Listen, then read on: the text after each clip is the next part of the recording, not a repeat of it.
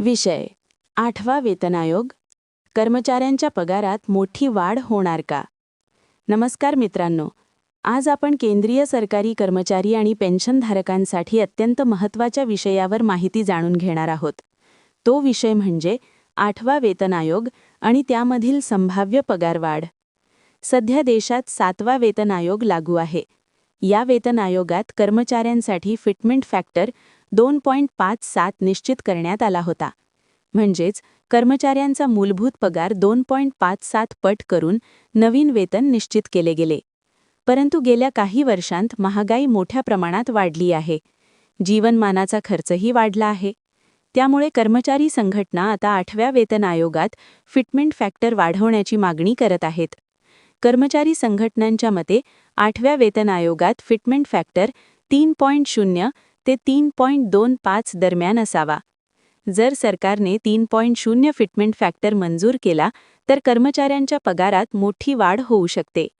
उदाहरण म्हणून पाहिले तर सध्या एखाद्या कर्मचाऱ्याचा मूलभूत पगार 18,000 रुपये असेल तर तो वाढून सुमारे 54,000 रुपयांपर्यंत जाऊ शकतो. त्याचप्रमाणे ज्या कर्मचाऱ्यांचा मूलभूत पगार 70,000 रुपये आहे त्यांना सुमारे 2,10,000 रुपयांपर्यंत वेतन मिळू शकते. या पगारावर महागाई भत्ता देखील जोडला जाईल, त्यामुळे एकूण वेतन आणखी वाढेल. यासोबतच कर्मचारी संघटनांनी आणखी एक महत्त्वाची मागणी केली आहे, ती म्हणजे कुटुंब युनिट वाढवण्याची. 7व्या वेतन आयोगात कुटुंब युनिट 3 सदस्यांवर आधारित होते, म्हणजे पती-पत्नी आणि एक मूल. परंतु कर्मचारी संघटनांचे म्हणणे आहे की प्रत्यक्षात अनेक कर्मचाऱ्यांवर आई-वडिलांची जबाबदारीही असते. म्हणून कुटुंब युनिट 3 वरून 5 सदस्यांपर्यंत वाढवण्याची मागणी करण्यात आली आहे. जर ही मागणी मान्य झाली तर किमान वेतन सुमारे 74,000 रुपयांपर्यंत जाऊ शकते.